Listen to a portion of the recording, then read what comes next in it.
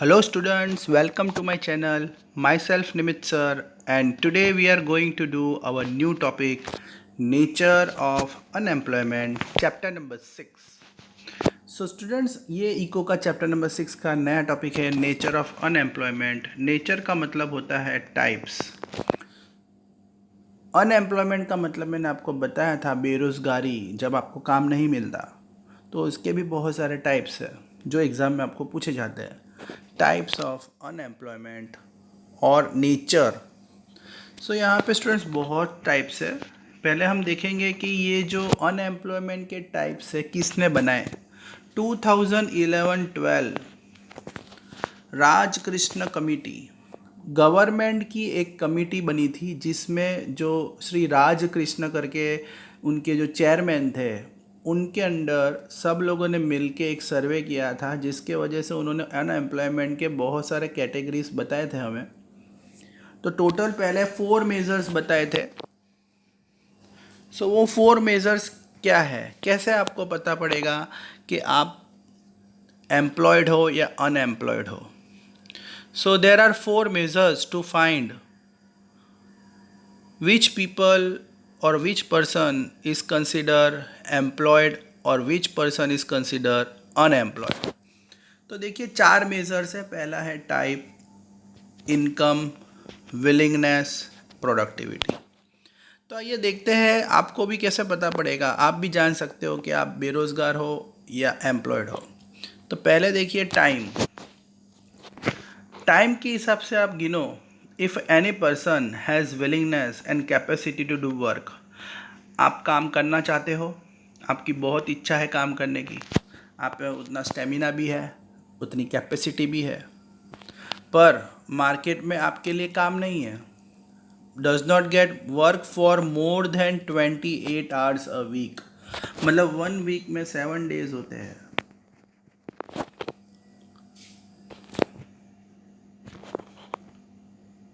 और 1 वीक में 7 डेज होते हैं और आपको 28 आवर्स अ वीक भी काम नहीं मिलता।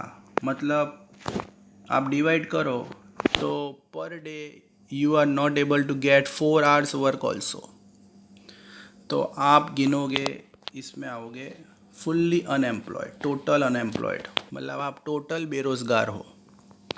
मतलब आपको 28 आवर्स अ वीक भी काम नहीं मिल रहा स्टूडेंट्स। पूरे वीक में 7 दिन होते हैं।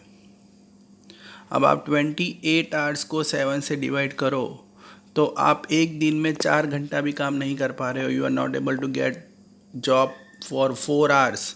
तो you are consider total fully unemployed, आप जॉबलेस हो।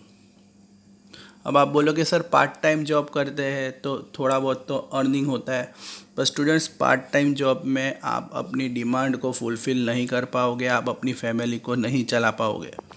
That is why you are consider fully unemployed. But those who are employed for more than 28 hours, आप 28 आवर्स पर, अगर आप 28 आवर्स से ज़्यादा काम कर रहे हो बट 42 आवर्स से कम, मतलब अराउंड आप देखो तो per day you are able to get 5 to 6 hours job. पूरे दिन में 5 से 6 घंटे अगर आपको काम मिलता है तो you are consider less intensively unemployed. मतलब आप टोटल अनएम्प्लॉयड में काउंट नहीं होंगे, आप लेस इंटेंसिवली अनएम्प्लॉयड में काउंट होंगे। मतलब ज़्यादा बेरोज़गार आप नहीं हो पर हो। इसलिए बोला जाता है अराउंड इंसान को 7 आवर्स की जॉब मिलनी चाहिए, एटलीस्ट 7 आवर्स काम करना है। अगर आप एटलीस्ट 7 आवर्स काम कर रहे हो, 7 hours per day, then you are not considered unemployed. At least 7 hours you have to work per day. If you are not able to get 7 hours job, you are doing 5 to 6 hours job, 5 से 6 घंटे काम कर रहे हो, then you are considered less unemployed.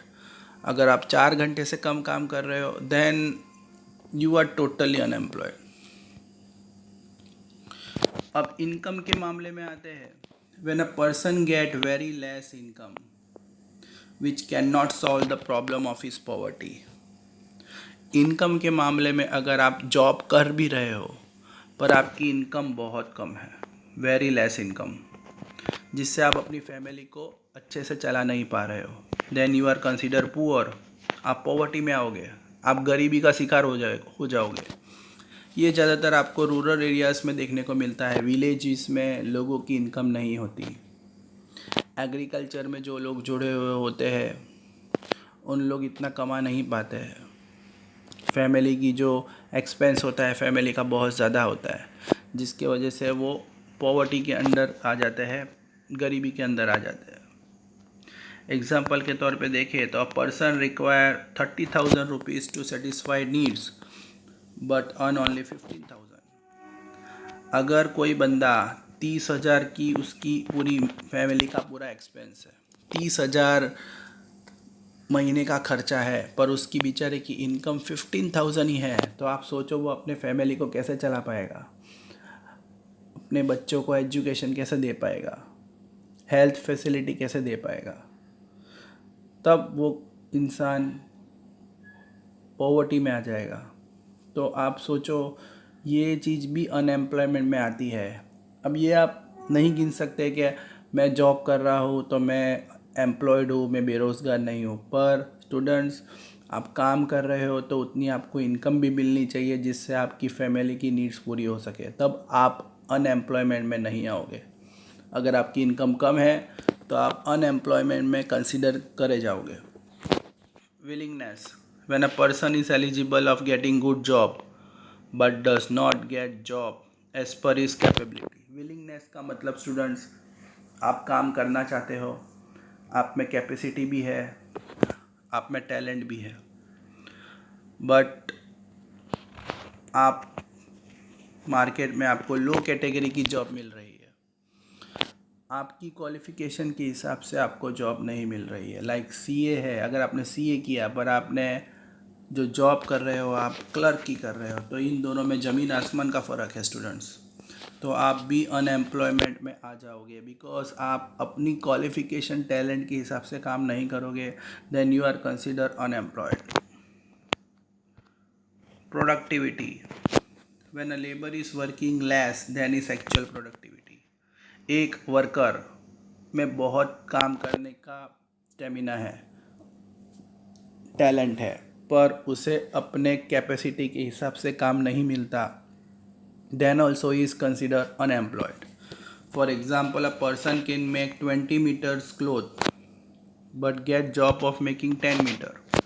एक आदमी 20 metre कपड़ा बना सकता है एक दिन के अंदर, पर मार्केट में मंदी इतनी है कि उसको 20 मीटर कपड़ा बनाने का नहीं मिलता, सिर्फ 10 मीटर कपड़ा ही बना सकता है।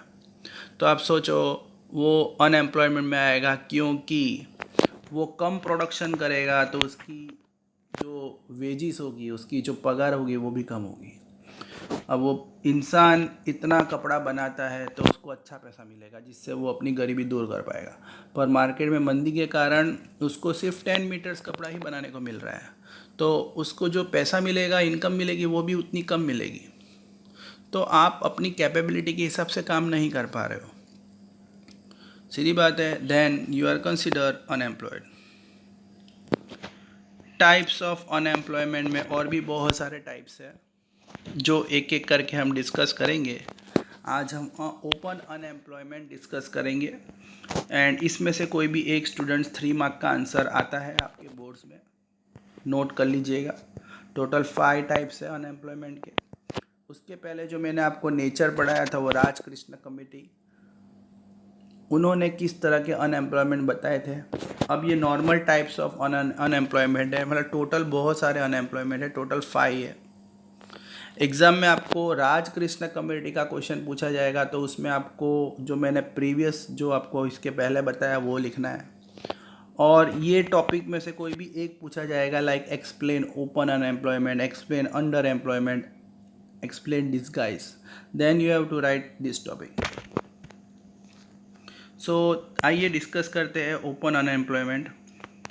Those individual who are ready to work at current wage rate and possess qualification but does not get job। Open unemployment का मतलब you are ready to work at a current wage rate. अभी जो market में salary चल रही है वो salary पे आप काम करने के लिए रेडी हो। आपको ज़्यादा पैसा नहीं कमाना है, जो पैसा मार्केट में आपको मिलेगा वो आप लेने के लिए रेडी हो। आपके पास टैलेंट भी है, डिग्री भी है, सब है, बट तो अभी आपको काम नहीं मिल रहा, आप टोटल अनएम्प्लॉयमेंट, फुल बेरोज़गार हो, क्योंकि आपको मार्केट में आपके लिए काम ही नहीं है। आप तो काम करने के लिए रेडी हो, जो सैलरी देंगे वो लेने के लिए भी रेडी हो, क्वालिफिकेशन भी है, बट मार्केट में जॉब नहीं है। It can be commonly seen in that country where labour supplies more. जैसे आप देखो तो ये हमारी कंट्री का एग्जांपल है, जहाँ पे वर्कर्स लोग बहुत हैं और अर्बनाइजेशन का जो प्रोसेस है वो बहुत ज़्यादा है। अर्बनाइजेशन का मतलब होता है ज़्यादा से ज़्यादा लोग सिटीज़ में आते हैं, माइग्रेट होते हैं, मूव करते हैं, अपने विलेजेस को लीव करके सिटीज़ में आते हैं। लाखों की तादाद में लोग गांव छोड़ के सिटीज़ में आते हैं तो पॉपुलेशन बढ़ जाती है, जिसके वजह से जो जॉब मिलनी चाहिए उतनी लोगों को मिलती नहीं है। It is seen in cities as people migrate from village to cities for job and have no skills. आपने देखा होगा गांव के लोग के पास इतना क्वालिफिकेशन नहीं होता है, टैलेंट नहीं होता है, एक्सपीरियंस नहीं होता है, ट्रेनिंग नहीं होती है, और वो गांव से एक सपना लेके आते हैं कि हम सिटीज़ में जाके, शहर में जाके काम करेंगे, पर उन्हें काम नहीं मिलता है। तो ये ओपन अनएम्प्लॉयमेंट के टॉपिक में आ जाता है, क्योंकि आप काम करना चाहते हो कोई भी सैलरी पे, पर मार्केट में आपके लिए काम नहीं होता है। Open unemployment can be seen mostly in the age group of 15 to 25 years. 15 से 25 साल के जो यंगस्टर्स होते हैं वो काम की तलाश में विलेज छोड़ के सिटीज़ में आते हैं। स्किल नहीं होने के कारण, एक्सपीरियंस नहीं होने के कारण उन्हें काम नहीं मिलता। Then they are consider total unemployed, full jobless. Okay students, so you have to write all this topic that I have explained you.